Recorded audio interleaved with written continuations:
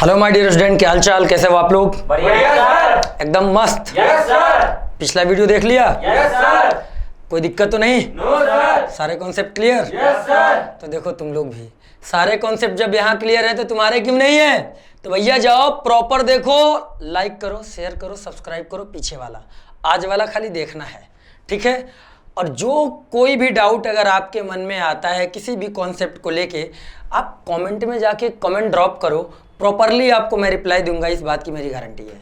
मैं सारे कमेंट्स देखता हूँ एक एक करके, और हर बच्चे को प्रॉपर जहाँ लगता है कि सवाल पूछा है जवाब देना चाहिए, तो मैं उसके सवाल का जवाब प्रॉपर देता हूँ। तो जब बच्चों अगर मैं इतनी मेहनत कर रहा हूँ तो तुम्हारा भी एक कर्तव्य बनता है, ये दबा दो, और दूसरा सब्सक्राइब वाला भी दबा दो, होता है ना? तो देखो आप लोगों में कभी कभी ये जो टॉपिक मैंने लिया अभी, रिलेटिव वेलोसिटी इन 1D, सापेक्ष वेग रिलेटिव वेलोसिटी को कहते हैं, इसका सवाल कभी कभी रेयरली पूछ लिया जाता है। अब बात आई कि सर इसको सोल्व कैसे करेंगे और ये रिलेटिव वेलोसिटी है क्या? तो ऐसे समझ लो, पापा की परी लेके निकली, पापा का परा पीछे पड़ गया, यही है रिलेटिव वेलोसिटी, यही है सापेक्ष वेग हिंदी में। अब पापा की परी लेके निकली जब, अरे स्कूटी की बात कर रहा हूँ महामूर्खो, ध्यान दो, पापा की परी स्कूटी लेके निकली। अब 2 4 5 जो होते हैं ना मनचले बिगड़े हुए लड़के, इन्होंने भी अपनी गाड़ी उसके पीछे पीछे लगा दी, यानी उसको चेंज कर रहे हैं, ठीक? तो यही है आपका रिलेटिव वेलोसिटी, यानी किसी एक ऑब्जेक्ट की स्पीड या वेलोसिटी किसी दूसरे के रिस्पेक्ट में, ठीक है? जैसे कि बस वाले भैया अपनी बस लेके जा रहे हैं, ठीक? बस तो भाई ऐसे ही बनती है, और कैसे बनती है? जैसे बनती है देखो, हमने बना दी। अब ड्राइवर जो बनाना है तुम्हारी जिम्मेदारी है, खिड़की मैं इतने ही बनाऊंगा इस बस में, और ये रोड है, ठीक है ना? साउथ की फिल्मों में देखा होगा तुम लोगों ने कि ज़्यादातर विंडो सीट पे ही हीरोइन बैठती है। हीरोइन कहाँ बैठेगी भाई? विंडो वाली सीट पे, और उसका दुपट्टा जो है ना वो लहरा ही रहा होता है खिड़की से बाहर, और गिरेगा भी तो कहाँ गिरेगा? ये जो पिछवा बाइक लेके भाई साहब जा रहे हैं, हाँ हीरो, अब चाहे हीरो बाइक लेके जा रहा है, बाइक कैसे बनाए हम? देखो अब बन नहीं रही हमसे बाइक। अब ये जो भी है ये बहुत बढ़िया वाली बाइक है, ये सिंगल सीटर है। अब जो बना दिया हमने बना दिया, इससे ज़्यादा हम नहीं बना पाएंगे, ठीक है ना? ये साइकिल ही समझ लो, एक जो समझ लो। अब इस पर हमने बैठा दिया भाई इसको। अब यहाँ पे कोई इंसान भी तो बैठा है, कोई बैठा है हाथ लेके। बाकी सिस्टम कहाँ है मेरे को नहीं पता। अगर यहाँ से दुपट्टा लहराते हुए गिरेगा, इनके मुंह पे गिरेगा, ढक जाएगा, ये बेचारे गिर जाएंगे लेके गाड़ी। खैर ये तो हुई मजाक की बात। अब सीरियसली बताते हैं, देखो रिलेटिव वेलोसिटी का कॉन्सेप्ट यहाँ क्या है। हीरोइन जा रही है, जाने दो, बस का भी अपना कुछ वेलोसिटी होगा ना भाई। बस की वेलोसिटी कितना है मान लो? v1। कोई दिक्कत? भाई साहब अपनी जो बाइक लेके जा रहे हैं पीछे से, इनका भी तो कुछ होगा ना? v2। मान लो ये बस को चेंज कर रहे हैं, क्या कर रहे हैं? बस को चेंज कर रहे हैं। दोनों जने सेम डायरेक्शन में जा रहे हैं कि नहीं जा रहे हैं? तो यहाँ पे रिलेटिव वेलोसिटी जब आप निकालोगे, क्या निकालोगे? रिलेटिव वेलोसिटी, इसको शॉर्ट फॉर्म में आरवी कहते हैं।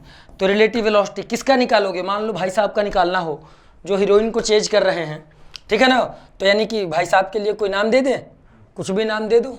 इसका नाम दे दिया ए, इस बस वाले को नाम दे दिया बी, कोई दिक्कत तो नहीं है? यानी रिलेटिव वेलोसिटी किसका निकाल रहे हो? रिलेटिव वेलोसिटी ऑफ ए, किसके रिस्पेक्ट में? बी के रिस्पेक्ट में। तो आप क्या करो, ए की वेलोसिटी में से बी वाली की वेलोसिटी को माइनस कर दो। सिंपली क्या कर दो? ए वाले में, बी वाले में से ए वाले की, सॉरी ये इनका v2 था, तो v2 में से v1 का माइनस कर दो। यानी जिसका रिलेटिव वेलोसिटी आप निकाल रहे हो, किसका यहाँ पर निकाल रहे हो? ए का।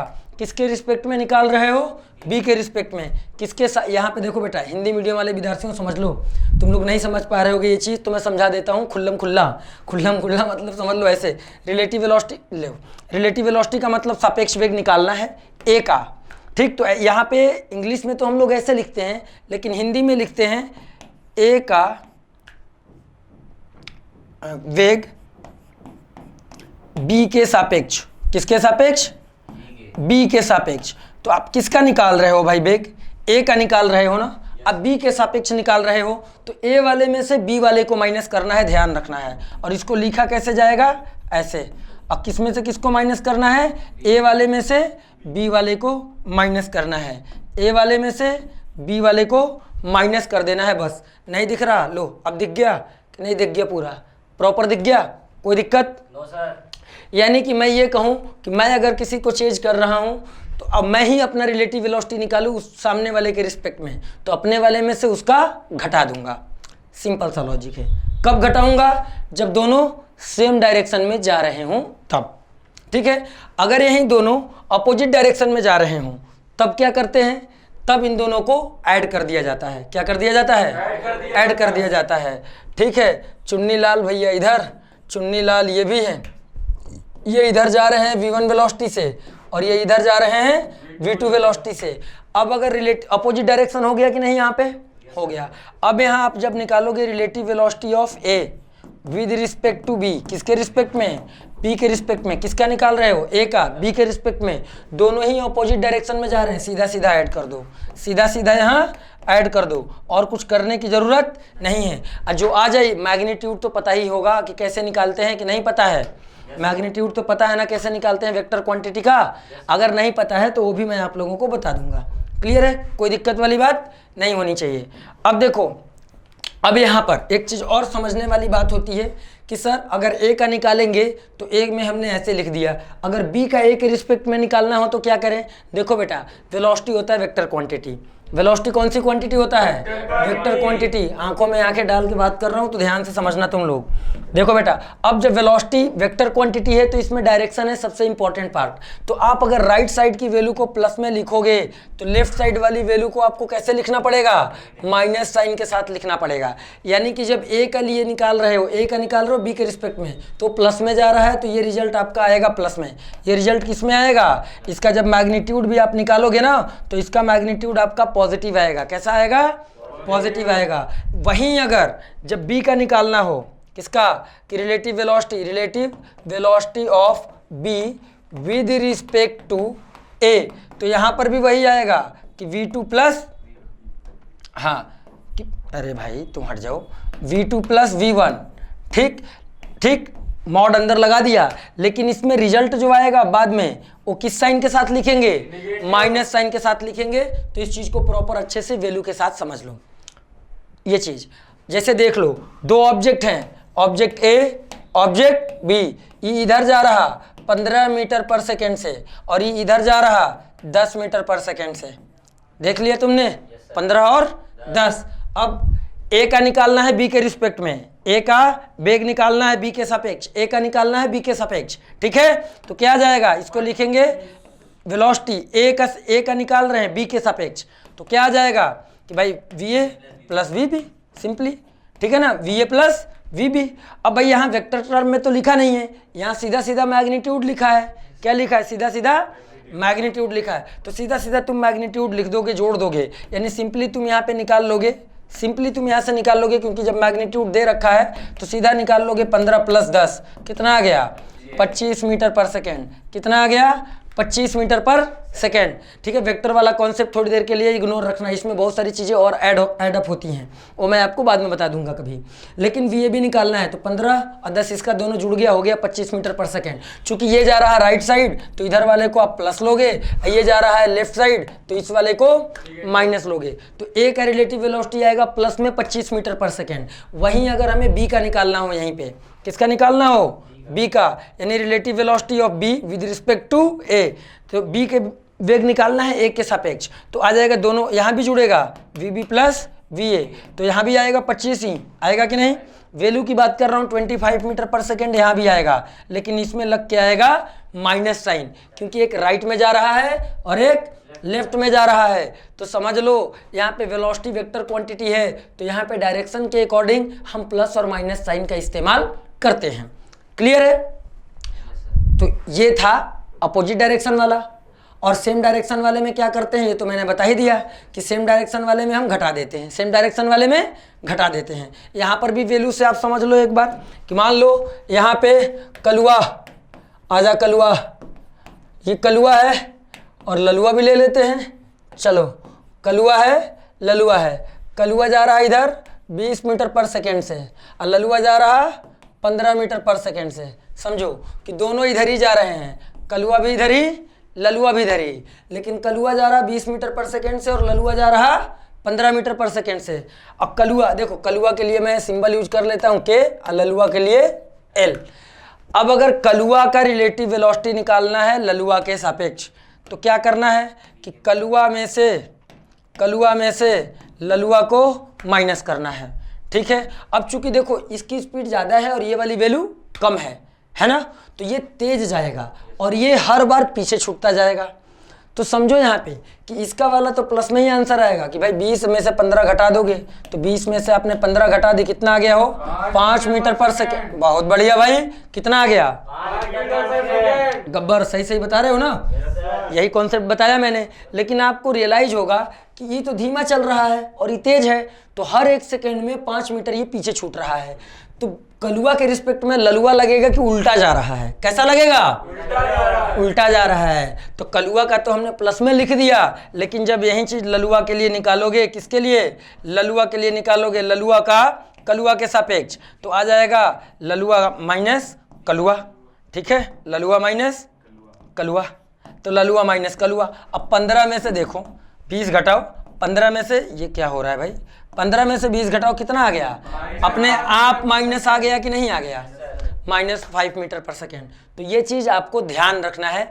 मैंने ये भी बता रहा हूँ कि यहाँ से सवाल समटाइम्स पूछ लिया जाता है और इस बार पूछा जरूर जाएगा, क्योंकि 2020 में एक पेपर हुआ था, उसके बाद यूपीएससी वाले बदला लेने पे उतर गए हैं। अब बदला लेंगे इस बार, ठीक है, छोड़ेंगे नहीं। वही याद है ना, तेरा बदला लेगा फैजल सबका बदला लेगा। तो यूपीएससी वाले जितने कोरोना टाइम में सब कुछ बर्बाद हुआ है, सब बदला लेंगे तुम लोगों से, तो तैयार रहना इसके लिए भी। तो ये बेटा आप लोगों को समझ में आ गया, कोनो दिक्कत तो नहीं? No sir. नहीं ना? No sir. बसंती तुम्हें आ गया? Yes sir. गब्बर? देखो गब्बर और बसंती भी हैं, जय तो बैठा है, वीरू गायब है, वीरू भी आएगा अभी। अब देखो यहाँ से मैंने आप लोगों को ये बातें बता दी। अब कुछ चीज़ें आप लोगों को वेक्टर से मैं बता देता हूँ जो बहुत ज़्यादा इंपॉर्टेंट है। किससे बता देता हूँ? वेक्टर से। अब वेक्टर के बाद मैं आप लोगों को स्टार्ट कर दूंगा एनएलएम, ठीक है ना। तो वेक्टर समझ लेते हैं। यहीं पे देखो, वेक्टर जानते हो ना, इसको सदिश कहते हैं। वेक्टर को क्या कहते हैं? अरे सदिश कहते हैं, बोलो। वेक्टर को रिप्रेजेंट करते हैं तीर से। देखो लेना मत बस इसे, चोट लग जाएगी। सदिश का निरूपण तीर से करते हैं, ये तीर है, सही बता रहा हूँ, मत लेना, चोट लग जाएगा भाई, तीर है ये, ठीक है ना। अंग्रेजी में इसे क्या कहते हैं?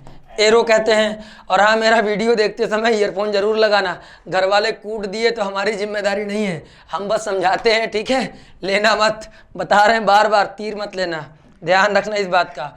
तो वेक्टर को हम तीर से रिप्रेजेंट करते हैं, एरो। हिंदी में बेटा तीर ही होता है, बड़ी खतरनाक है, आगे का नुकीला हिस्सा, समझ रहे हो, धंस गया तो बड़ी दर्द देगा ये, तकलीफ में आ जाओगे तुरंत। तो देखो ये है भी, ये वेक्टर भी तकलीफ देह होता है, लेकिन सबके लिए नहीं होता है। मैं हूं, तुम्हें चिंता करने की कोनो बात नहीं है। एक बार जोर से बोलो, नहीं है। बहुत बढ़िया, जबरदस्त, यही एनर्जी चाहिए। तो देखो भाई, तीर से रिप्रेजेंट तो करते हैं। अब तीर में क्या क्या खास बातें होती है और तीर क्या क्या रिप्रेजेंट करता है। देखो ये जो तीर की लंबाई है ना, यहाँ से यहाँ तक, भाई देखो तीर की लंबाई यहाँ से लेके यहाँ तक है कि नहीं? तो तीर की लंबाई मैग्नीट्यूड को रिप्रेजेंट करता है। किसको? मैग्नीट्यूड। बहुत बढ़िया, मैग्नीट्यूड को। हिंदी में इसी को बचवा परिमाण कहते हैं। हिंदी में इसी को हम लोग क्या कहते हैं? परिमाण कहते हैं। अब बाकी जिस दिशा में ये गति कर रहा है वो तो डायरेक्शन हो ही गया। जिस दिशा में ये गति कर रहा है, इसका एरो दिखाया गया है, वो डायरेक्शन को रिप्रेजेंट कर दिया, ठीक है ना। तो ये लंबाई परिमाण को दिखाता है और जिस डायरेक्शन में खींचा गया है वो गति को दिखा दिया, डायरेक्शन दिशा को दिखा दिया, दोनों मामला खत्म। अब बात आती है कि रिप्रेजेंट कैसे करते हैं किसी वेक्टर क्वांटिटी को, क्योंकि सबको पता है कि डिस्प्लेसमेंट यानी कि विस्थापन वेक्टर क्वांटिटी है। विस्थापन क्या है? Vector quantity. वेक्टर क्वांटिटी, इसको सिंबल एस लिखते हैं, तो एस के ऊपर बना दो तीर। अब जैसे त्वरण है, तो त्वरण कैसी क्वांटिटी है? एक्सेलरेशन। एक्सेलरेशन भी वेक्टर क्वांटिटी है और इसको रिप्रेजेंट ऐसे करते हैं, इसके ऊपर तीर लगा दो। सबको पता है फोर्स यानी कि बल, फोर्स यानी कि बल, बल का सिंबल क्या है? एफ। एफ के ऊपर तीर लगा दो, हो गया मामला, इसका वेक्टर निरूपण हो गया, ठीक है ना। चलो वेलोसिटी भी लिख देता हूं तुम्हारे अरमान के लिए, और सब कुछ हिंदी में लिखा, एक तो अंग्रेजी में लिख लेने दो। ये है वेग। वेग को हम वी से रिप्रेजेंट करते हैं, तीर का निशान लगा दो, मामला खत्म। इस तरीके से हम वेक्टर क्वांटिटी को रिप्रेजेंट करते हैं। ये तो तरीका हो गया। अब देखो इसमें कुछ चीजें और आती हैं जो काम की है। देखो जब हम लोगों ने 60 दिन में शपथ लिया है सब कुछ कराने का, तो समझ रहे हो ना, चीज़ें एकदम कॉम्पैक्ट और सॉलिड वाली मिलने वाली हैं। बहुत ज़्यादा तुमको ला देंगे नहीं कि तुम्हारे ऊपर बर्डन हो, बस उतना जिससे तुम्हारा फायदा हो जाए। तो समझो यहाँ पे वेक्टर जब आप लोग पढ़ते होगे, जो बच्चे 11th क्लास में पढ़ चुके हैं उन्हें पता है एक चैप्टर होता है वेक्टर। वेक्टर में ना बड़ा बर्थडे कैप लगा होता है, ऐसे भी कुछ लिखा होता है, आई के ऊपर कैप बना होता है, जे के ऊपर कैप बना होता है, के ऊपर, ये स्मॉल के है समझना, ये क्या है स्मॉल के ऊपर ऐसे कैप बना होता है। ठीक, बबुआ लोगों का बर्थडे मनाया जा रहा, सेलिब्रेट किया जा रहा, इन लोगों का अपना नाम होता है, इन लोगों को हम लोग बोलते हैं, इनको कंबाइंड क्या बोलते हैं भाई, यूनिट वेक्टर तो है ही, ये यूनिट वेक्टर तो है ही, लेकिन इनको कंबाइंड फॉर्म में क्या कहते हैं जान लो, इनको अंग्रेजी में कहते हैं ऑर्थोगोनल यूनिट वेक्टर। क्या? Orthogonal unit vector. बहुत बढ़िया, ऑर्थोगोनल यूनिट वेक्टर। और हिंदी में जानते हो क्या कहते हैं कि नहीं जानते हो? कहाँ जानोगे तुम लोग? इसको हिंदी में बोलते हैं लंबकोणीय। क्या बोलते हैं? लंबकोणीय एकांक वेक्टर। यूनिट वेक्टर का मतलब एकांक, तो एकांक वेक्टर भी कहते हैं या एकांक सदिश कह लो, कोनो दिक्कत नहीं है। तो हिंदी में इनको हम लोग जानते हैं लंबकोणीय एकांक सदिश के नाम से। ठीक है, अब ये किसको किसको रिप्रेजेंट करते हैं ये देख लो, इतना तो तुम लोग देख ही लिए। अब देखो ई बबुआ रिप्रेजेंट, ये पूरा ये रिप्रेजेंट करता है एक्स एक्सिस को। किसको रिप्रेजेंट करता है? एक्स एक्सिस के लिए यूज किया जाता है। और ये रिप्रेजेंट करता है वाई एक्सिस को। तो बचा वाला किसको रिप्रेजेंट करेगा? जेड एक्सिस को करेगा ना। बहुत बढ़िया, एक्स वाई जेड को करेगा कि नहीं बसंती? यस सर, बसंती हंस रही है। चलो अब बात आई कि सर ये तो समझ में आ गया कि लंबकोणीय एकांक वेक्टर होता है। देखो जो एकांक वेक्टर है ना, यूनिट वेक्टर, इसका मतलब ही होता है यूनिट वेक्टर। इसका नाम यूनिट वेक्टर इसलिए पड़ा क्योंकि इसका मैग्नीट्यूड एक होता है। मैग्नीट्यूड कितना होता है? 1 होता है। Magnitude is equal to 1। Magnitude का मतलब बार बार मैं बता रहा हूं, इसको हिंदी में हम लोग परिमाण कहते हैं। आंकिक मान, जैसे लंबाई लिखते हो ना कि 12 मीटर है, तो ये 12 क्या है? 12 मैग्नीट्यूड है। अब मीटर क्या है? यूनिट है। लंबाई क्या है? एल लिखा है, एल क्या है? ये भौतिक राशि है, फिजिकल क्वांटिटी है। ठीक है, तो परिमाण आप लोग पहले से जानते हो कि परिमाण क्या होता है, इसमें किसी को कोनो दिक्कत नहीं है। तो यूनिट वेक्टर उसे ही कहते हैं जिनका मैग्नीट्यूड 1 यूनिट हो, जिनका परिमाण एकांक हो, एक हो। क्लियर? इसमें कोनो दिक्कत नहीं। देखो यहाँ पे क्या क्या सीखना है। किसी भी वेक्टर क्वांटिटी को ऐसे लिख दिया जाता है, वेक्टर ए के ऊपर तीर बना दिया, मतलब वेक्टर ए बन गया। अब इसके साथ मान लो ऐसे लिख दिया स्मॉल ए पावर आई, ठीक है ना, ये देख रहे हो, A I cap, B J cap, C K cap, ऐसे लिख दिया जाता है। ठीक है, A I cap plus B J cap plus C K cap. अब समझना यहाँ पे कि A I cap plus B J cap plus C K cap लिखा है तो मामला क्या है? हमने कहा कुछ मामला नहीं भाई, वेक्टर में दिया है। अब पूछा जाए कि इसका परिमाण कैसे निकलेगा? इसका परिमाण का मतलब मैग्नीट्यूड कैसे निकलेगा? तो समझो, परिमाण का मतलब बार बार बोल रहा हूँ मैग्नीट्यूड, तो इसके मैग्नीट्यूड को मॉड के अंदर लिखा जाता है, या फिर इसके ऊपर से तीर गायब कर दो, तीर चला गया। जब तीर चला गया मतलब दिशा गायब, और जब दिशा गायब तो समझ लो तुम्हारे पैसे बचेंगे बेटा। ठीक है, बहुत पैसे बचेंगे। पिज्जा हट में जाते हो, उसके पैसे बच गए। चॉकलेट खरीदते हो, उसके बच गए। अब पूरा वैलेंटाइन वीक का पैसा बच गया, क्योंकि दिशा भाग गई। अब दिशा भाग गई। ललुआ जो है एकदम बिंदास खुशी में बांट रहा है मिठाई, कह रहा भैया देखो पैसा बच गया है, महीना भर का बहुत खर्चा होता रहा, दिशा भाग गई। तो अब उस पैसे से दोस्तों में समोसा चाय चल रहा, लेकिन एक बार करेगा, हमेशा नहीं करेगा, क्योंकि खुशी एक ही बार मिलती है, क्योंकि भागी थी। अब समझो बेटा कैसे निकालेंगे इसको। तो निकालने का तरीका होता है सिंपली स्क्वायर रूट बना लो। क्या बना लो? Square root. और ये आई जे के साथ जो भी वैल्यूज है ना, ए बी सी, ये नियत वैल्यू होते हैं, कांस्टेंट टर्म्स हैं। क्या है? कांस्टेंट टर्म्स हैं, याद रखो। तो जब ये कांस्टेंट टर्म्स है तो इनको स्क्वायर करके जोड़ दिया जाता है, यानी A square plus B square plus C square. तो ये फार्मूला है। यहीं से एक चीज और सीख लो कि अगर ए का एकांक वेक्टर निकालना है, ए का एकांक वेक्टर, तो ए का बर्थडे मनाने लग जाओ। अब जब ए का बर्थडे मनाने लग जाओगे तो इसके लिए फार्मूला होता है कि वेक्टर ए डिवाइडेड बाई उसका मैग्नीट्यूड। अब वेक्टर ए की वैल्यू क्या है? सबको पता है कि A I cap B J cap C K cap और डिवाइडेड बाई मैग्नीट्यूड, ये आ गया। इसी के इस मैग्नीट्यूड से डिवाइड कर दो, कि A square plus B square plus C square. अब बहुत सारे बच्चे लोगों को ये चीज़ अगर ना समझ में आया हो तो नंबर से आओ देख लेते हैं। देखो समझ में तो सब आ जाता है, मक्कारी बस मत करना। दौड़ा लेंगे झाड़ू वाड़ू लेके, बिहार से लेके पहले दौड़ाएंगे बिहार से, जहाँ जहाँ होंगे वहाँ से पकड़ के सबको दिल्ली में इकट्ठा करेंगे, ले जाएंगे कन्याकुमारी और फिर कश्मीर, ठीक है ना। कन्याकुमारी तुम लोगों के पाप धुलने के लिए, और कश्मीर इसलिए ले जाएंगे कि समझ लो, देख लो यहाँ का माहौल कैसा है, थोड़ा हंसी वादियों के मज़े ले लो।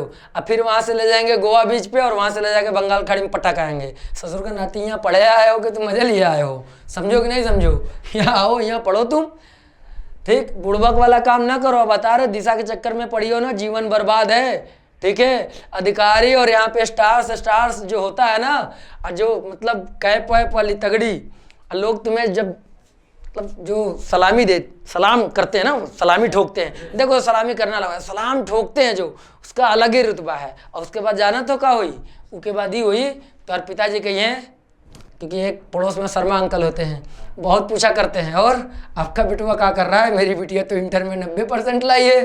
तो शर्मा जी पूछेंगे नहीं फिर, क्योंकि जानते हैं कि अभी गलती से भी कह दिए तो यही कहेंगे ऐसा है तो अपन बिटिया के रिजल्ट के बारे में ना बताओ, हमारे लौंडे के इधर कंधों पे स्टार है, और जब निकलता है तो लोग सलाम ठोकते हैं। तो मामला समझो, अगर सलाम ठुकवाना है तो मेहनत कर लो, मक्कारी नहीं। और दिशा भाग गई है, बहुत बढ़िया हुआ है, कम से कम पढ़ाई में मन लगेगा। अब देखो बेटा, जैसे मान लो आपके सामने फोर्स दिया है कि वेक्टर एफ बराबर, समझना, यहाँ से कई सारी चीज़ें बताऊंगा, 3i cap plus 4j cap plus 1k cap, ठीक है ना।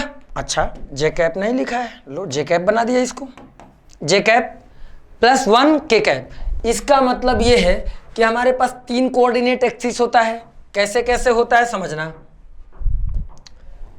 1 2 और एक ये हमने ऐसे बना दिया, x y z, ये है ओरिजिन, ये क्या है ओरिजिन। ये तीनों एक्सिस एक दूसरे पर परपेंडिकुलर हैं, ठीक है। यानी x वाला परपेंडिकुलर है y पर भी, और ये x वाला परपेंडिकुलर है z पर भी। तो इससे अंदाजा लगा लो कि इसका मतलब कि ये सभी एक दूसरे के क्या हैं, परपेंडिकुलर हैं। ये सभी एक दूसरे के साथ परपेंडिकुलर हैं, इसमें कोनो दिक्कत वाली बात नहीं है। अब देखो यहाँ फोर्स बराबर अगर लिख दिया हमने 3i कैप, इसका मतलब कि यहाँ पर एक ऑब्जेक्ट है, इस पर एक्स एक्सिस में 3 न्यूटन का बल लग रहा है। अगर ये चीज़ फोर्स है और ये मान लो न्यूटन में ही मेंशन हो, तो हम कहेंगे कि एक्स एक्सिस के अलोंग बॉडी पर 3 न्यूटन का बल लग रहा है। अब y में कितना वैल्यू दिया है, जे कैप y एक्सिस को रिप्रेजेंट करता है 4, इसका मतलब कि y एक्सिस के अनुदिश 4 न्यूटन का बल लग रहा है। k के अलोंग 1 लिखा है, यानी कि z एक्सिस के अलोंग ऑब्जेक्टवा पर केवल 1 न्यूटन का फोर्स लग रहा है। इसका मतलब ये होता है। ये समझ में आया सबको, ये चीज़ जल्दी कोई मिलेगा नहीं। देखा था ये नहीं देखा था, अब पता चला कि नहीं पता चला, तो सब कुछ मिलेगा यहाँ ज्ञान। अब देखो ये तो तुम्हें पता चल गया कि इसका मतलब क्या होता है। अब अगर इसका मैग्नीट्यूड निकालना है कि एक्चुअल में इस बॉडी पर कितने न्यूटन का बल लग रहा है, कितने न्यूटन का बल लग रहा है, तो हम दिशा को गायब कर दिए, तीर का निशान भगा दिए। जब भगा दिए तो बचा क्या, आई के साथ 3 का स्क्वायर कर दो, जे के साथ क्या बचा, तो स्क्वायर करो ना भाई, स्क्वायर कर दिया। के के साथ क्या है, तो 1 का स्क्वायर कर दिया। अब भैया जब करोगे तो आएगा क्या, 9 + 16 + 1 कितना आया, 26 आया। बहुत बढ़िया, अरे बोलो कितना आया, 26। तो बोलो ना, मुंह नहीं है, मुंह है, बहुत बढ़िया। तो ऑब्जेक्ट पर टोटल 26 न्यूटन का, √26 से ध्यान देना कि ऑब्जेक्ट के ऊपर √26 न्यूटन का फोर्स लग रहा है। आई बात समझ में कि नहीं आई? अगर नहीं आई तो लो, अब देखो, अब तो दिख रहा है इतने न्यूटन का फोर्स लग रहा है। इसे आप लोगों को प्रॉपर याद रखना है। तो आपको पता चल गया कि भैया यहाँ पे मैग्नीट्यूड कैसे निकालते हैं। अब 1-2 चीज़ें और हैं जो कि बहुत इंपॉर्टेंट है आपके एग्जाम के लिए, तो वो मैं आपको बता देता हूँ, ठीक है। ये तो वेक्टर का बेसिक सारी चीज़ें हैं जो कि आप सीख रहे हो, और यही बेसिक आपके काम की हैं सबसे ज़्यादा। अब मैं सीधा यहाँ यहीं पे आप समझना वेक्टर का एडिशन बता दे रहा हूँ। वेक्टर का एडिशन। कि मान लो एक बॉडी है और इस बॉडी पे से दो वेक्टर गुजर रहा है, दो वेक्टर क्वांटिटी है, दो वेक्टर क्वांटिटी है, दो वेक्टर क्वांटिटी, देखो ऐसे, ठीक है, देख रहे हो ऐसे, ये है मान लो वेक्टर ए और ये है मान लो वेक्टर बी, ठीक है। या तुम ऐसे फोर्स मान लो ना, अगर तुम्हें लग रहा है कि ए बी नहीं समझ में आया तो फोर्स मान लो कि लो कि ये इस पे फोर्स लग रहा है F1 और इस पर फोर्स लग रहा F2, यानी एक ही बॉडी पे दो अलग अलग फोर्स लग रहे हैं, किस डायरेक्शन में, किस डायरेक्शन में, अब बीच का एंगल कितना है, तो पूछा हमने कि अब यहाँ पे रिजल्टेंट फोर्स बता दो, वहां तो बड़े भौचक्के से निकाल लिए रहो, अब यहाँ बता दो। तो देखो बेटा, यहाँ पे ऐसे जब सीन दिया हो तो इसके लिए होता है एक सिंपल सा फॉर्मूला जो कि triangle law of vector addition से आता है या लॉ ऑफ पैरेललोग्राम से निकल के आता है, ठीक। वो लॉ क्या होता है, वो लॉ ये होता है कि जब कभी दो वेक्टर इतने एंगल पर हों तो रिजल्टेंट का फार्मूला होता है कि रूट अंडर, जैसे मान लो कि दो वेक्टर है, एक वेक्टर ये है ए और एक वेक्टर ये है बी और ये बीच में कितना एंगल है, थीटा, तो इन दोनों वेक्टर का जो रिजल्टेंट है उसके लिए फार्मूला होता है कि A square plus B square plus 2ab, बहुत बढ़िया। तो ये फार्मूला तुम्हारा जीवन बनाने वाला है, इसको तुम लोग प्रॉपर याद रखना कि जब कभी भी दो वेक्टर एक दूसरे से थीटा एंगल पर लगे हों तो उनका रिजल्टेंट निकालने का यही फार्मूला है, यही फार्मूला है। और ये बहुत काम का है, ये बहुत काम का है, समझ लो। ये इतना काम का है कि यहाँ से सवाल पूछे जाते हैं प्रीवियस ईयर में, जब आप प्रीवियस ईयर खोल के देखोगे तो वहाँ पे आपको इसके सवाल मिलेंगे, ठीक है। और देखो गला सूख गया है बहुत ज़्यादा, पानी वानी पी लेते हैं, तब तक तुम लोग नोट करो। नहीं नहीं, लाइट वाइट नहीं जाने वाली, हाँ, अरे हाँ।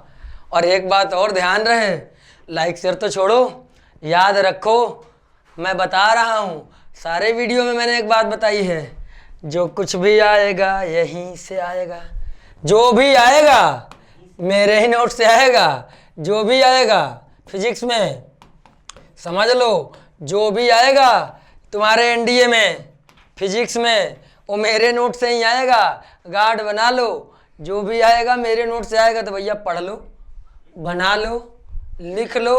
और दूसरी बात, जो लाइक वाला बटन है करिया करो जाके भाई, जेन्युइनली करिया ही करना होता है, अगर तुमने थीम ना लगाए हो कुछ तो उसको जाओ लाइक का बटन तोड़ के आओ और फिर हमसे मिलो, बताओ यहाँ सर तोड़ दिया है हमने, ठीक है। तो अब देखो ये तुमने सीख गए कि भैया यहाँ पे ऐसा सीन होता है कि फार्मूला आपने पता चल गया कि आर बराबर होता है रूट अंडर, एक बार फिर से, A square plus B square plus 2ab cos theta, बहुत बढ़िया। अब देख लो बुड़बकों कि अगर एक बॉडी है, एक फोर्स इधर लग रहा 6 न्यूटन का और एक फोर्स इधर लग रहा 10 न्यूटन का, बीच में एंगल दे दिया हमने 30 डिग्री, कितना दे दिया, हमने पूछा रिजल्टेंट फोर्स बताओ कितना लग रहा है बॉडी पर नेट फोर्स कितना लग रहा है, बॉडी पर नेट फोर्स कितना लग रहा। हमने कहा कैसे निकाले, हमने कहा फार्मूला में रख दो वैल्यू भाई, कुछ ना करो, कुछ ज़्यादा करने की ज़रूरत नहीं है, कुछ ज़्यादा करने की ज़रूरत नहीं है, तुरंत उठा के रख दो। एफ नेट निकालना है, एफ नेट बराबर root under A square plus B square plus 2ab cos theta, 6 का स्क्वायर करो कितना आएगा 36, 10 का स्क्वायर करो कितना आएगा 100 प्लस 2 इंटू 6 इंटू 10, भैया cos 30 डिग्री, cos 30 डिग्री की वैल्यू कितना आएगा √3/2 आएगा कि नहीं आएगा। अब देखो गुणा भाग गुणा गुणा करने का काम हमारा नहीं है, तुम्हारा, तुम करो, हम का जाने, ठीक। लो ये हमने काट दिया, बाकी सब तुम्हारी समस्या। अब इसको सोल्व कर लोगे, जो आ जाएगा उतना ही आंसर। आई बात समझ में, नहीं आई? Yes sir. तो ये तरीका है निकालने का, ये तो समझ में आ गया, यहाँ तक तो कोई दिक्कत नहीं। अब सीधा लेके चलते हैं तुम्हें कुछ और बातों पे। कभी कभी यहाँ पे सवाल ऐसे पूछ लिए जाते हैं, कैसे पूछ लिए जाते हैं, लेकिन हाँ उस सवाल को जानने के लिए भी तुम्हें ना एक चीज़ और जानना है। देखो ये जोड़ने वाला कॉन्सेप्ट था कि भाई एक वेक्टर ए था और एक वेक्टर बी था, ये दोनों थीटा एंगल पर थे, तो जब जोड़ा तो वेक्टर आर आया ए प्लस बी, और इसका मैग्नीट्यूड तुम्हें पता चल गया कैसे लिखना है, ये क्लियर हो गया। अगर घटाने वाला हो कि यही दोनों वेक्टर हो और इनके बीच में ही हो, और अब कोई घटाने वाला वेक्टर निकालना है, ठीक है ना, घटाना है वेक्टर ए में से वेक्टर बी को, तो इसके लिए मैग्नीट्यूड क्या हो जाएगा, तो इसके लिए मैग्नीट्यूड आर का पता है क्या हो जाएगा, बस माइनस आ जाएगा, आएगा ए स्क्वायर प्लस बी स्क्वायर और यहाँ पे आ जाएगा माइनस का 2ab cos थीटा। ये आपको क्या रखना है, ध्यान रखना है। जोड़ने के केस में क्या आएगा, जोड़ने के केस में यहाँ पर प्लस और घटाने के केस में यहाँ पर माइनस आता है, बस इतना ही ये था। अब एक और बात सीखो कि अगर कोई वेक्टर p है और कोई वेक्टर q है, इनको अगर गुणा करा जाए, क्या करा जाए, गुणा। गुणा का मतलब तो जानते ही होगे ना, मल्टीप्लाई। तो मल्टीप्लाई करने के यहाँ दो तरीके, मल्टीप्लाई करने के यहाँ दो तरीके, एक डॉट लिखा जाता है, क्या लिखा जाता है, डॉट, और एक लिखा जाता है बीचवा में क्रॉस, कि एक तो ए डॉट बी, जैसे ये देख रहे हो पी डॉट क्यू और एक पी क्रॉस क्यू, तो दोनों में फर्क का है, दोनों में फर्क ये है कि इसका रिजल्ट आएगा पी क्यू कॉस थीटा, क्या आएगा, पी क्यू कॉस थीटा, और इसका रिजल्ट आएगा पी क्यू साइन थीटा, और साथ में एक एन कैप भी आ जाता है जो कि दिशा बताएगा। इसका काम है डायरेक्शन बताना, इसका काम है डायरेक्शन बताना। और जब ये डायरेक्शन बताने के लिए है भाई, डायरेक्शन बताना इसका काम है सिंपली। तो अब समझो, ये जो डॉट और क्रॉस है तो इसमें तो डायरेक्शन आ गया, और डायरेक्शन वेक्टर क्वांटिटी में होता है, तो इससे साफ पता चल गया, एक क्या साफ पता चल गया कि मतलब जो क्रॉस प्रोडक्ट है ना, ये क्रॉस वाला, ये इसके रिजल्ट कैसा आएगा, इसका रिजल्ट वेक्टर में आएगा, इसका रिजल्ट वेक्टर में आएगा, क्योंकि देखो एन कैप लगा है और एन कैप एकांक वेक्टर है, एकांक वेक्टर दिशा बताता है, डायरेक्शन बताता है, ठीक। और डॉट प्रोडक्ट किया, यहाँ पे कोनो वेक्टर का टर्म लिखा है मैंने, नहीं लिखा, मतलब इन डॉट प्रोडक्ट से जब मल्टीप्लाई करो तो स्केलर रिजल्ट आता है, कैसा, स्केलर रिजल्ट, इसीलिए इनके नाम भी हैं, डॉट प्रोडक्ट को स्केलर प्रोडक्ट भी कहते हैं और क्रॉस प्रोडक्ट को वेक्टर प्रोडक्ट भी कहते हैं। कि जब डॉट, देखो प्रोडक्ट का मतलब गुणन, यहाँ डॉट गुणन करोगे तो ये रिजल्ट आएगा, क्रॉस करोगे तो ये रिजल्ट आएगा, ये समझ में आ गया। यहाँ पे इसमें किसी को कोई दिक्कत तो नहीं। कभी भी दो वेक्टर क्वांटिटी के बीच का एंगल निकालना हो, कभी भी जहाँ कहीं भी तुम्हें दो वेक्टर क्वांटिटी के बीच में एंगल निकालना हो, यही फार्मूला लगा देना, कुछ भी दे रखा हो, जैसे ए दिया है, वेक्टर ए दिया है और वेक्टर बी दिया है, बोल दिया कि इनके बीच ये दोनों थीटा एंगल पर लगे हुए हैं, कितने एंगल पर हैं, थीटा एंगल पर, एंगल बताओ थीटा की वैल्यू, डायरेक्ट यही करना तुम कि कॉस थीटा बराबर, कॉस थीटा बराबर, तो vector A dot vector B divided by A B, ये फार्मूला ही यूज करना जो ऊपर से निकल के आएगा, क्योंकि ये देख रहा हो ना, ये रिजल्ट किसके लिए है, पी डॉट क्यू के लिए, तो पी डॉट क्यू बराबर पी क्यू कॉस थीटा, तो कॉस थीटा बराबर क्या आएगा, P dot Q divided by P Q.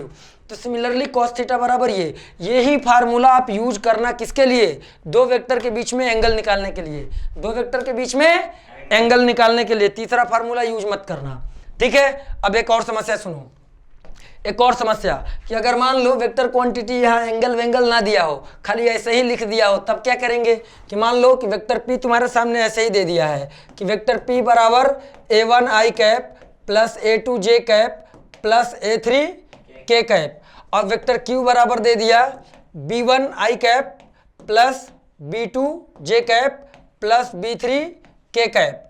अब देखो वेक्टर p दे दिया, वेक्टर q दे दिया, अब बोल दिया कि अब p डॉट q निकालो, अब डॉट प्रोडक्ट में p डॉट q निकालो।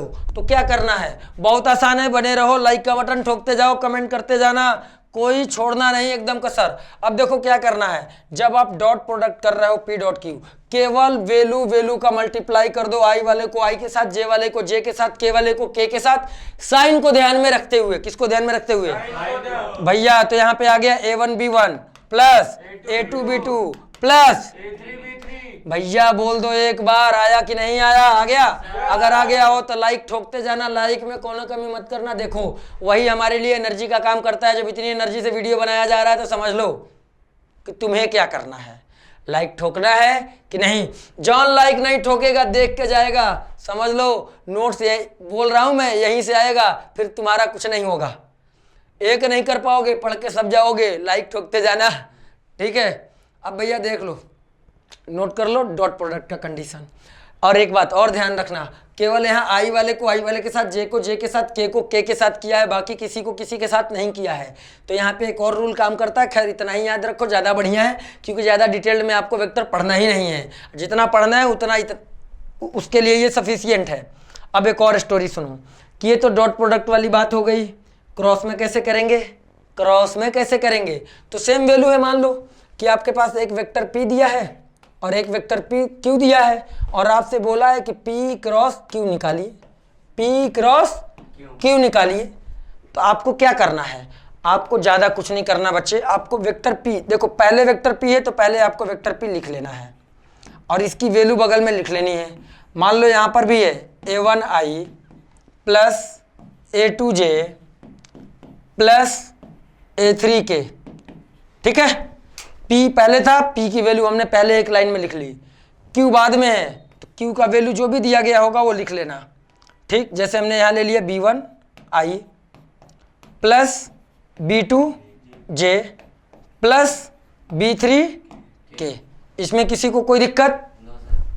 अब देखो क्रॉस प्रोडक्ट करने का तरीका, क्रॉस प्रोडक्ट जब करना हो तो यहाँ पे क्रॉस प्रोडक्ट मतलब ऐसे और ऐसे, ये है क्रॉस प्रोडक्ट, ठीक है। इस तरफ से पहले नंबर पे करना है, इस तरफ से दूसरे नंबर पे करना है, अब पहले वाले में से दूसरे वाले को घटा देना है।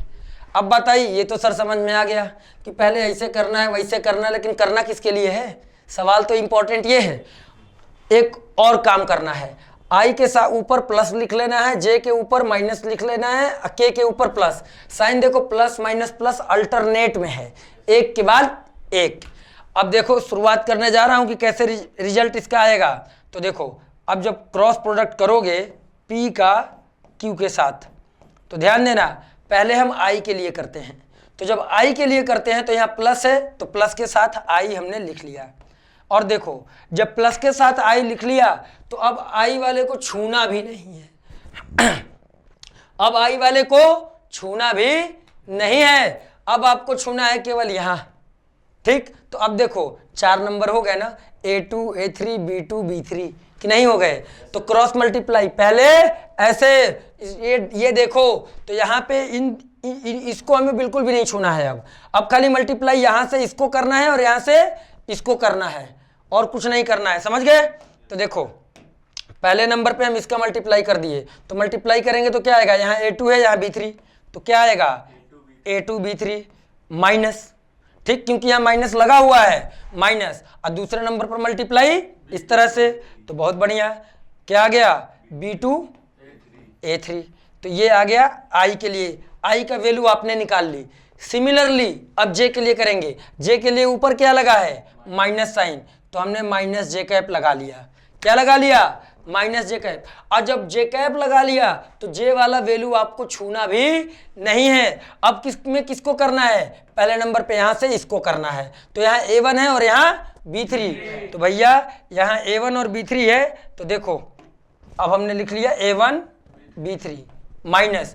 दूसरे नंबर पे इसको इसके साथ करना है, तो जब इसको इसके साथ करोगे तो यहाँ b1 है और यहाँ a3 है, तो सीधा आ गया b1 a3।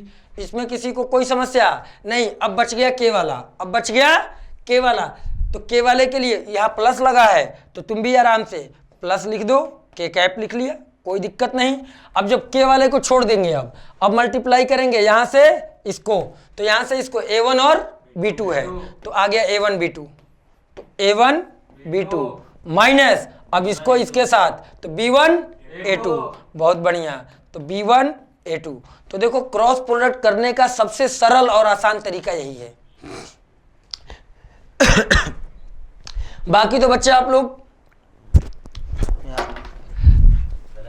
गला बहुत ज्यादा सूख गया है, एकदम ड्राई हो गया है अंदर से, पता नहीं क्या क्या क्या ही बताएं। चलो कोई नहीं, नोट करो इतना, बताते हैं स्टोरी। और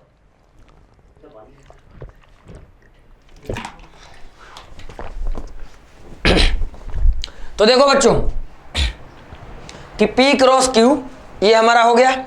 अब देखो बहुत सारे बच्चों को एक कॉन्सेप्ट याद होगा कि पहले आप लोग मॉड बनाते हो, प्लस माइनस प्लस ऊपर लगा लेते हो, मॉड बनाने के बाद i j k लिखते हो, फिर P की वैल्यू लिखोगे, फिर K की वैल्यू लिखोगे, फिर ऐसे ऐसे मतलब वहाँ भी करते हो। उतना करने की क्या ज़रूरत है जब तुमको एक लाइन में ही मिल गया। तो ध्यान रखना है आपको कि P क्रॉस Q करना हो तो P वाली वैल्यू ऊपर लिखना है, Q वाली वैल्यू नीचे लिखना है। और जब आपको Q क्रॉस P निकालना हो तो Q वाले को ऊपर लिखोगे अब पी वाले को नीचे। नीचे लिखोगे। आ गई बात समझ में? इतने में किसी को कोई दिक्कत नहीं। और उसके बाद जो आपको यानी कि आपने P क्रॉस Q निकाला है, और जब आप यहाँ पे Q क्रॉस P निकालोगे बचवा, तो आपका जो यहाँ पर रिजल्ट आएगा वो result minus P cross Q के बराबर आएगा, माइनस साइन के साथ। ध्यान देना कि जब Q क्रॉस P करोगे तो जो रिजल्ट आएगा, इस वैल्यू, ये जो भी वैल्यू आ रहा हो तो इसके नेगेटिव साइन के साथ हो आएगा। यानी कि यहाँ पे समझ लो तुम्हें माइनस मिल जाएगा, यहाँ पे प्लस मिल जाएगा और यहाँ पे माइनस मिल जाएगा। इस तरीके से उल्टा रिजल्ट आ जाता है। तो ध्यान रखना एक चीज़, यहाँ से प्रीवियस ईयर क्वेश्चंस में बताता हूँ क्या पूछा गया है, ये बात भी अभी बताऊँगा, लेकिन ध्यान से बने रहोगे तब। यानी कि P को जब Q से गुणा कर दिया जाए तो ये कभी भी Q क्रॉस P के बराबर नहीं होता। Q क्रॉस P के बराबर नहीं होता है। ये बराबर अगर होता है तो किसके बराबर होता है? माइनस Q क्रॉस P के बराबर होता है। समझ रहे हो?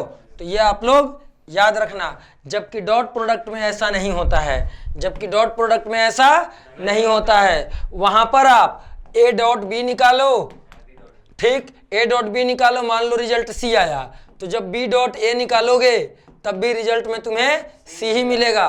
तो सिंपली यहाँ पे आप कह सकते हो कि A डॉट B और B डॉट A दोनों आपस में बराबर हैं। लेकिन क्रॉस में ऐसा नहीं होता है। एक और क्रॉस प्रोडक्ट की सबसे खास बात, ध्यान देना कि क्रॉस प्रोडक्ट में क्या खास बात है। जो क्वेश्चन आता है डायरेक्शन वाला, कि यहाँ रिजल्ट का डायरेक्शन कैसे निकाला जाए क्रॉस प्रोडक्ट में। तो देखो बबुआ, मान लो ई कोई वेक्टर A है और ई कोई वेक्टर B है, ठीक, और इनके बीच में एंगल कितना है? थीटा। और A को करना है B के साथ क्रॉस में मल्टीप्लाई, A को B से मल्टीप्लाई करना है, वो भी क्रॉस में। तो यहाँ मल्टीप्लाई करने के लिए अपने दाहिने हाथ को बाहर निकाल लो और A को B की तरफ ले जाओ, तो अंगूठा किधर है? ऊपर, ठीक है। तो ये दोनों एक प्लेन में हैं। एक प्लेन का मतलब क्या हो गया हो? पीछे कुछ रखा है, उठा के दो जरा। दोनों पेन टाइप जो है, पेन, हाँ दोनों दे दो। देखो बेटा, ये दो है, सब लोग समझना। एक को वेक्टर A मान लो और एक को वेक्टर B, ये ऐसे है। तो ये दोनों एक ही प्लेन में है, कोई दिक्कत तो नहीं। ये दोनों एक ही प्लेन में ऐसे हैं, ठीक। अच्छा, मेरी लंबाई कम है तो इस लंबाई जब थोड़ी सी कम है, इतनी भी कम नहीं है, नाटू नहीं हूँ मैं, समझ लो। देखो ये ऐसे है, एक ही प्लेन में, यानी इस प्लेन में ये दोनों रखा हुआ है। तो यहाँ से ऐसे मल्टीप्लाई करना है, यानी यहाँ से ऐसे, तो अंगूठा किधर है? बाहर की तरफ, यानी अंगूठा हो गया इस डायरेक्शन में। तो अंगूठा ही रिप्रेजेंट करेगा दोनों के डायरेक्शन को। इन दोनों के क्रॉस प्रोडक्ट के डायरेक्शन को कौन रिप्रेजेंट करेगा? अंगूठा। और ये अंगूठा परपेंडिकुलर है, तो ये समझ लो ऐसे है कि A को जब B से मल्टीप्लाई करोगे तो रिजल्ट हमारा ऊपर चला गया। तो ये रिजल्ट होता है। यानी कि यहाँ पर जब A क्रॉस B करोगे तो रिजल्ट तुम्हारा ये आएगा। मान लो वेक्टर C आया, तो ये C इसके साथ भी परपेंडिकुलर होगा और A के साथ भी परपेंडिकुलर होगा, पहली चीज। और वहीं पे अगर तुम्हें क्रॉस प्रोडक्ट ही करना है, अब मान लो अब तुम B को A के साथ अगर क्रॉस प्रोडक्ट कर दो, तो अब B को A के साथ जब करोगे तो समझ लो फिर से कि पहले तुमने A को B के साथ किया, इधर से इधर गए। अब तुम्हें B से A की तरफ करना है तो अंगूठा अंदर चला गया ना, उल्टा। पहले अंगूठा इधर था और अब अंगूठा उधर चला गया, तो रिजल्ट का डायरेक्शन बदल जाता है। रिजल्ट का डायरेक्शन बदल जाता है, यानी कि अब जो रिजल्ट आएगा वो इधर आएगा। और अब ये देखो, इधर अगर C है तो इधर हम क्या लिखेंगे? Minus vector C। अब माइनस वेक्टर C समझ रहे हो ना, ये क्या है? माइनस वेक्टर C एक्चुअल में क्या है? वेक्टर B क्रॉस A के बराबर है। अब वेक्टर C क्या है? ये A क्रॉस B के बराबर है। और यहाँ पर भी ये रिजल्ट वेक्टर C वाला जो है, ये भी इसके साथ परपेंडिकुलर होगा और इसके साथ भी परपेंडिकुलर होगा। सवाल एनडीए में यहीं से पूछा गया है, कि यहीं से सवाल पूछा गया है प्रीवियस ईयर में कि A क्रॉस B में जो रिजल्ट होगा किसके किसके परपेंडिकुलर होगा। तो ध्यान रखना, जो रिजल्ट C है, ये C A और B दोनों के साथ परपेंडिकुलर होता है। दूसरी बात, A और B दोनों के साथ। तो ध्यान देना, मैं यहाँ पे लिख रहा हूँ, यहाँ पर जो लिखूंगा ये बहुत ही इस डब्बे के अंदर बहुत ही खतरनाक और काम की बात है। यानी जो रिजल्ट में आया आपके सामने वेक्टर C, ये वेक्टर C परपेंडिकुलर है वेक्टर A के भी और वेक्टर C परपेंडिकुलर है वेक्टर B के भी। अब मान लो A और B को जोड़ दे, अब मान लो ए और बी को इन दोनों को जोड़ दो, तो जोड़ोगे तो इसका रिजल्ट भी तो इसी लाइन में आएगा कहीं ना, इनको जोड़ोगे तो इनका रिजल्ट भी इन्हीं के बीच में कहीं आएगा, उसी प्लेन में। और जबकि इसका क्रॉस प्रोडक्ट तो इधर है बाहर, तो क्रॉस प्रोडक्ट हमेशा इनके सम से भी परपेंडिकुलर रहता है। यानी समझना कि यानी जो रिजल्ट है वेक्टर सी, ये perpendicular vector A plus B के सम के भी होता है। ये इतनी बातें केवल तुम याद रखो, समझ लो, यहाँ से सारे सवाल कर लोगे। बाकी जो डॉट प्रोडक्ट बता दिया, क्रॉस प्रोडक्ट बता दिया, डायरेक्शन कैसे निकालते हैं बता दिया, जब इतना सब कुछ तुम्हारे दिमाग में रहेगा तो मतलब अब तुम चीज़ें कर लोगे। अब चलते हैं तुमको सवाल पे लेके कि सवाल किस तरीके के पूछे जाते हैं। जैसे कि ऐसे पूछ लेंगे कि दो वेक्टर हैं, vector A plus vector B, ठीक, इसका मैग्नीट्यूड बराबर है vector A minus vector B के मैग्नीट्यूड के, तो ए और बी के बीच एंगल बताओ। क्या बताओ? ठीक, एंगल बताओ। एंगल किसके बीच के? वेक्टर ए एंड बी के बीच का जो एंगल है, इस एंगल का क्या मान होगा ये बताओ। तो हमने कहा मैग्नीट्यूड बराबर दिया है, बराबर दिया है, सीधा स्क्वायरिंग बोथ साइड ऐसे लगाओ, क्योंकि ये मैग्नीट्यूड है। मैग्नीट्यूड कैसे निकालते हैं? स्क्वायर करके। तो यहाँ a प्लस बी का स्क्वायर लगाओगे तो आएगा a square plus B square plus 2ab cos theta, और यहाँ पे क्या आएगा? माइनस है तो आएगा a square plus B square minus का 2ab कॉस थीटा। समझे कि नहीं समझे? समझ गए। अब जब सोल्व करो तो a स्क्वायर बी स्क्वायर क्षमाशम cancel, 2ab cos theta 2ab cos theta एक तरफ ले आओ तो कितना आ जाएगा? 4ab cos थीटा, और एक तरफ क्या आ गया? 0, यानी कि cos थीटा बराबर क्या आ गया? 0। अब cos थीटा में 0 कितने डिग्री की वैल्यू होती है? 90 डिग्री की, यानी कि थीटा किसके बराबर हो गया? 90 डिग्री के। बोलो आया मजा? तो भैया अगर मजा आ गया हो तो लाइक शेयर सब्सक्राइब करना ना भूलें। एक साथ बोला है, लाइक कर दो, लाइक ठोकते जाओ। देखो एहसान मत करो, हम ये नहीं कह रहे हैं एहसान करो, लाइक ही करने की बोल रहे हैं, लाइक कर दो। देखो देखो, अरे नहीं एहसान ही कर दो, तुम दिल पे ना लो, कर दो, ठीक है ना, तुम दिल पे ना लो, एहसान ही कर दो, लाइक दबा दो। बच्चे कह रहे हैं कि सर आप लाइव क्लास में नहीं आ रहे हैं। देखो लाइव क्लास तभी लेंगे, अब हमने सोचा था कि 150 कमेंट करोगे तो लाइव क्लास ले लेंगे, लेकिन नहीं, लाइव क्लास में तब जब वीडियो पे लाइक जाने जाएगा 1K पार आ जाऊंगा लाइव आराम से, शाम के टाइम वो भी मिलूंगा, समझ रहे हो। अगर लाइव वीडियो चाहिए तो भैया, और लाइव वीडियो के अलावा फिजिक्स की महापाठशाला, तो उसमें भी आप लोगों को क्या करना है? वीडियो पे लाइक 1K पार हो जाना चाहिए, ठीक। अब कमेंट तो दबा दबा के जितना कर दो कम ही है, कम ही लगता है, ठीक है। समंदर में जितनी भी नदियां जाके गिर जाएं, समंदर के लिए कम ही है, तो समझ लो थोड़ा थोड़ा एहसान कर दिया करो, फ्री में सब कुछ मिल रहा है, ठीक है बच्चों। तो ये आप सीख गए, इस टाइप का क्वेश्चन प्रीवियस ईयर में पूछा गया है। डायरेक्शन से रिलेटेड ये जो डब्बा में बताया था, इससे रिलेटेड प्रीवियस ईयर क्वेश्चन में पूछे गए हैं। बाकी डॉट और क्रॉस के तो बहुत सारे क्वेश्चन आप लोगों से पूछ लिए जाते हैं। आई बात समझ में कि नहीं आई? yes, तो भैया वेक्टर में जितनी भी टाइप से क्वेश्चन से पूछे जाते थे ढूंढना पड़ेगा, मैं ले आऊँगा क्वेश्चन ढूंढ के तुम लोगों के लिए चैप्टर वाइज फॉर्म में एकदम, कि क्या क्या क्वेश्चन पूछे गए हैं। देखो चैप्टर वाइज फॉर्म में मैं ले आऊँगा कि क्या क्या पूछे गए हैं, और आई होप अगर मेरे पास हो तो मैं तुम लोगों को कुछ क्वेश्चन दिखा भी देता हूँ। होगा मेरे पास भी होगा, मैं दिखाता हूँ तुम लोगों को किस तरीके के क्वेश्चंस मिलेंगे, तो आप लोग परेशान ना हो। चलो बहुत बढ़िया। ओहो हो ओ क्या कहने, मिल जा भाई। हाँ देखो देखो देखो क्वेश्चन मिला,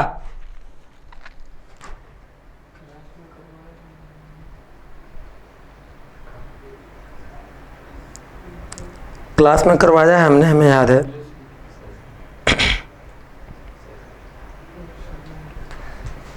देखो बच्चा क्वेश्चन एक दे रखा है कि particle of mass 2 kg, vector में कैसे क्वेश्चन एक वेक्टर का पूछा गया है समझना, ठीक। कि particle of mass 2 kg, mass particle का कितना दे दिया है? 2 kg, ठीक। Moving such that at a time t its position in metre is given by, position का पोजीशन वेक्टर गिवन है एक पर्टिकुलर टाइम t पर, वो भी कैसे गिवन है? 5i कैप माइनस 2t² जे कैप।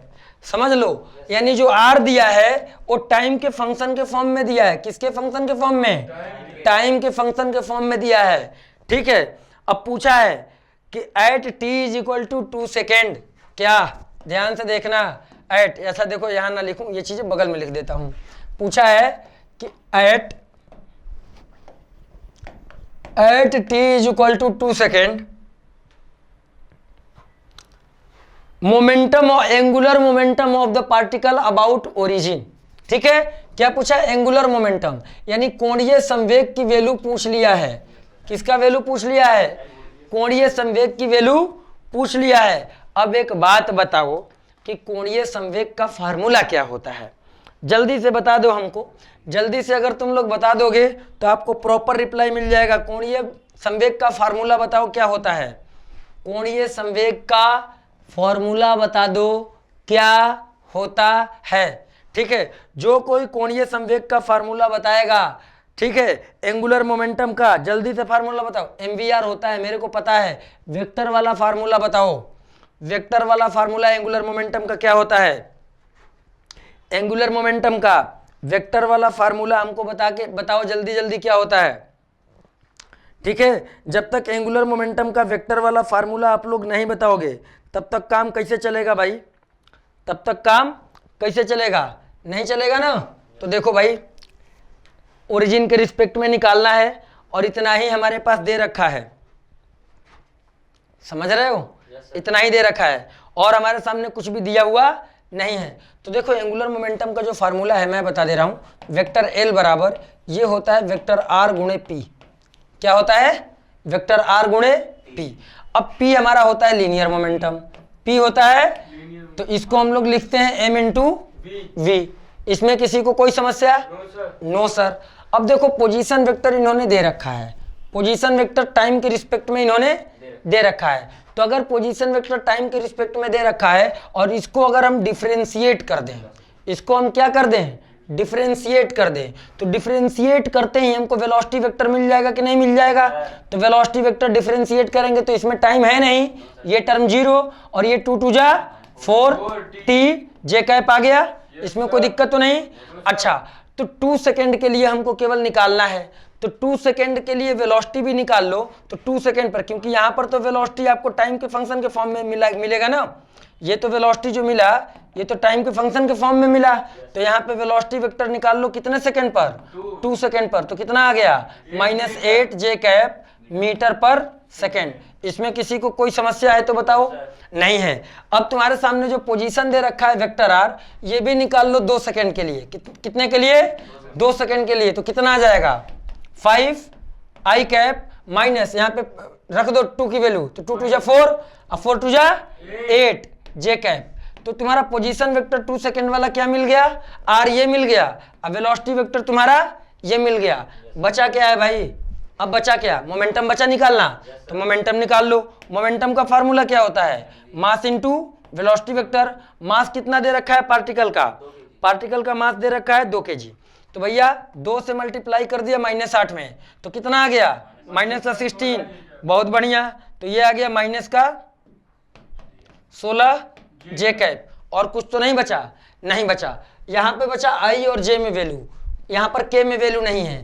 और R गुणे P को हम एंगुलर मोमेंटम कहते हैं। समझो बेटा, अब एंगुलर मोमेंटम वेक्टर L बराबर R गुणे P ये निकालना है। तो सबसे पहले अब वेक्टर R की वैल्यू लिखो। वेक्टर R की वैल्यू कितना आ गया है भाई? 5 -8 J। हमने लिख लिया 5 I कैप -8 J कैप। ठीक है। दूसरा velocity vector V cap, sorry velocity नहीं है, मोमेंटम। मोमेंटम वेक्टर कितना आ गया? -16 जे कैप, यानी आई में तो है नहीं, तो 0 आई कैप हो गया। माइनस का 16 जे कैप, ना के इसमें है और ना ही के इसमें है, तो के कैप वाले में हमने क्या लगा दिया? 0 लगा दिया। दोनों में कोई दिक्कत तो नहीं। और अब निकाल लेंगे हम लोग एंगुलर मोमेंटम वेक्टर L बराबर R गुणे P। अब भैया निकालो। आई ले लिया, आई ले लेंगे तो आई वाला भूल जाएंगे, क्रॉस मल्टीप्लाई यहाँ 8 गुणे 0 करेंगे 0, माइनस इसको इससे गुना करेंगे 0, यानी आई का मामला रफा दफा सफा। माइनस में जे लेते हैं, जे ले लिया। अब ये हम कुछ नहीं करेंगे, ये ऐसे ही रहेगा। अब इसको इससे मल्टीप्लाई करेंगे 0, और यहाँ ये मल्टीप्लाई करेंगे 0, यहाँ भी मामला रफा दफा सफा। अब आ गया प्लस का के कैप, अब के कैप में ये वाला ले लिया, ये तो मामला रफा दफा सफा, इसका तो कोई मतलब ही नहीं। अब इसको यहाँ से गुणा किया तो 16 5 जा 80, अब माइनस साइन के साथ तो माइनस का 80 आया माइनस। अब इसको इससे गुणा किया, क्या आ गया 0, यानी रिजल्ट में तुम्हें क्या मिला माइनस का 80 के कैप। तो बेटा देखो, अब तुमको लग रहा होगा कि क्या सर इतना लेंदी क्वेश्चन आता है, ये आया। तो देखो आसान बना के तुमको खुश करना मुझे भी आता है। बात समझो कि आपको मिल जाएगा चीजें कि हम भी सारे आसान आसान सवाल करवा सकते हैं प्रीवियस ईयर के, लेकिन मैं देख रहा हूं आसान तो सभी करा रहे हैं भाई, ठीक है। लेकिन अगर ऐसा कुछ पटांग आ जाए आसान वाला तो तुम कर ही लोगे अब, क्योंकि आसान वाले कॉन्सेप्ट हमने बता रखे हैं, फार्मूला तुम्हारे दिमाग में है, मेरे नोट्स तुम्हारे दिमाग में है, आसान वाला तो कर लोगे। लेकिन अगर कोई इस टाइप से आ जाएगा तो क्या करोगे, रो दोगे। तो इससे बढ़िया है रोना नहीं है, हमने वो भी करके बताया कि इसके लिए आपके पास होना चाहिए खाली दिमाग। और ये तुम सोच रहे हो कि सर ये तो फार्मूला अभी आपने पढ़ाया नहीं है, बिल्कुल सही कहा तुमने, ये अभी पढ़ाया नहीं है, लेकिन जैसे ही हम पहुंचेंगे रोटेशनल मोशन में थोड़ा बहुत, वहां पे आपको इसका फॉर्मूला बता देंगे। लेकिन इसमें कॉन्सेप्ट सारा कौन सा लगा है, वेक्टर प्रोडक्ट का। क्या लगा, वेक्टर के सारे कॉन्सेप्ट लगे हैं वेक्टर प्रोडक्ट के। तो आपको फॉर्मूला पता होगा अगर, तो आप वेक्टर प्रोडक्ट के सवाल कर सकते हो। देखो एक दो सवाल और मैं तुम्हें दिखाता हूं, अगर मिल गया तो। होते हैं कहीं ना कहीं छुपे हुए होंगे, कहीं ना कहीं छुपा हुआ होगा, मिलेगा जरूर। और मिलने फिलहाल यहाँ कहीं गायब हो गया है पेज, वो लग रहा है। नहीं वो वाला पेज ही गायब है, वेक्टर वाले सवाल जिसमें है, मेरे पास नहीं है। ठीक है, मैं ला के दिखा दूंगा कि कैसे कैसे क्वेश्चंस वेक्टर्स में आए हैं बच्चों। ठीक है, तो देखो वेक्टर में सारे सवाल बेसिकली जो आपको मिलते हैं या तो डॉट प्रोडक्ट के मिल जाएंगे या क्रॉस प्रोडक्ट के मिल जाएंगे। दूसरा, उसके बाद आपको जो क्वेश्चन मिल जाएंगे वो मिल जाएंगे इस कॉन्सेप्ट के, जो अभी हमने यहां पर आपको करा रखा था, जो इस डब्बे में कराया था। क्रॉस प्रोडक्ट वाला याद रखना। एक जो आप लोगों को सवाल मिल जाएगा, मैं छोटा कर लूं, डॉट प्रोडक्ट और क्रॉस प्रोडक्ट से बेसिकली मिल जाएंगे। और एंगल, जहां का एंगल वाला सवाल, एंगल वाला, तो इसको आपको याद रखना है। यहाँ पे इतना ही चीज है वेक्टर में जो कि आपके एनडीए के लिए जरूरी है। तो भैया देखो, जब इतना मेहनत हमने कर दिया तुम्हारे एनडीए के लिए, तो तुम्हारा एक काम है खाली करना। वो क्या है जानते ही हो, क्योंकि मैंने वादा किया हुआ है कि पूरा कराएंगे। तो जब पूरा कराएंगे तो आप समझो आपको करना क्या है, आपको खाली लाइक कर देना है, दबा के लाइक करना है बड़ा बड़ा, ठीक। और लाइक के बाद क्या आता है, अगर आपके मन में कोई डाउट है तो आप कमेंट में पूछ सकते हो। और उसके बाद अगर सब्सक्राइब नहीं किए हो तो भैया सब्सक्राइब कर लो, ठीक। कोई लिखता नहीं है, मैं लिख दे रहा हूँ, सब्सक्राइब कर लो। सब्सक्राइब करने के बाद जो लाल होता है वहाँ, वो करिया, वो अपना रंग बदल लेगा तुम्हारे इतना करने से, ठीक है। तुम्हारे जो भी डाउट हैं, जिस किसी के मन में जो कोई भी डाउट है, ठीक है ना, आप अपने डाउट को कमेंट सेक्शन में पूछो, हम आपका जवाब डेली देंगे, हम आपका जवाब डेली देंगे, डेली आपको रिस्पॉन्स करेंगे बच्चे, ठीक है। ऐसा नहीं कि आपको रिस्पॉन्स नहीं करेंगे, आपके सारे सवालों का जवाब यहाँ पे प्रॉपर मिलेगा। तो अगर हम लोग इतना मेहनत कर रहे हैं, अब वेक्टर में इतना ही कुछ आता है, इतना ही खाली तुम्हें याद रखना है, बाकी कुछ याद रखना नहीं है, बाकी सब भूल जाओ अगर किसी ने कुछ पढ़ा रखा है तो, ठीक है ना। मेरा नोट्स बना लो, और बनाने के बाद तुम्हें फायदा अपने आप नजर आएगा जब एग्जाम हॉल में बैठोगे, ठीक है। तो चलो, यहाँ से बेसिकली जो आपको क्वेश्चन मिलेंगे वो आपको 2 क्वेश्चन मिल जाएंगे। वेक्टर से आपको कितने क्वेश्चन मिलेंगे, लगभग 2 क्वेश्चन आपको मिल जाते हैं। एक श्योर शॉर्ट आता है और एक यूपीएससी का मूड खराब हो गया तो 2 कर देगा, ठीक है ना। तो एक तो यहाँ से मिलेगा ही मिलेगा। पीछे जो मैंने आपको पढ़ा रखा है यूनिट एंड मेजरमेंट, क्या पढ़ा रखा है, तो यूनिट एंड मेजरमेंट से एक सवाल तो आता ही आता है, कन्फर्म है। उसके बाद क्या पढ़ा रखा है, लीनियर मोशन। लीनियर मोशन जो हमने पढ़ा रखा है, लीनियर मोशन को हल्के में ना लेना, वहां से 2 से 3 सवाल मिलेंगे। 2 से 3 सवाल में 2 तो आपको प्योर लीनियर मोशन वाले मिलेंगे, एक सवाल जो मिलेगा मोशन अंडर ग्रेविटी का मिलेगा, जिसका इक्वेशन हमने आप लोगों को बता रखा था, equation of motion under gravity बता रखा था। और वहां पे टाइम और हाइट को मेंशन करा था कि स्पेशली इन दोनों चीजों को मार्क कर लो, तो वहां से आपको न्यूमेरिकल मिलेगा, ध्यान रखना। क्या मिलेगा? न्यूमेरिकल मिलेगा कि हाइट याद करो, ये वाला फार्मूला हमने मार्क किया था तुम लोगों को, h बराबर हाफ जी टी स्क्वायर, और टाइम के लिए मार्क किया था वहां पे कि √2h/g। ठीक, कि अगर एक ऑब्जेक्ट को ऊपर से छोड़ रहे हैं तो कितना हाइट होगा जब कुछ टाइम लगा हो तो इस फार्मूले से निकाल लेना। या कोई ऑब्जेक्ट ऊपर से गिरा है, ठीक, और हाइट दे रखा है तो कितने टाइम में ग्राउंड पे पहुंचेगा, इतने टाइम में, तो ये दोनों वहां से याद रख लेना। तो 2 से 3 सवाल वहां से पूछे जाते हैं, कंफर्म है। एक यहाँ पर आपको जो मिलेगा, एक आपको न्यूमेरिकल मिल जाएगा और दूसरा आपको सवाल ग्राफ से मिल जाएगा, तीसरा जो सवाल मिलेगा वो आपको इसी से मिलेगा, equation of motion under gravity से। तो ये सारी चीजें जितना मैंने पढ़ाया है ना, उतने में से ही पूछा जाएगा, उससे बाहर का नहीं पूछा जाएगा। तो अगर इतना सब कुछ हो रहा है मेरे प्यारे बच्चों, तो आपको ई करने में कहा जा रहा है।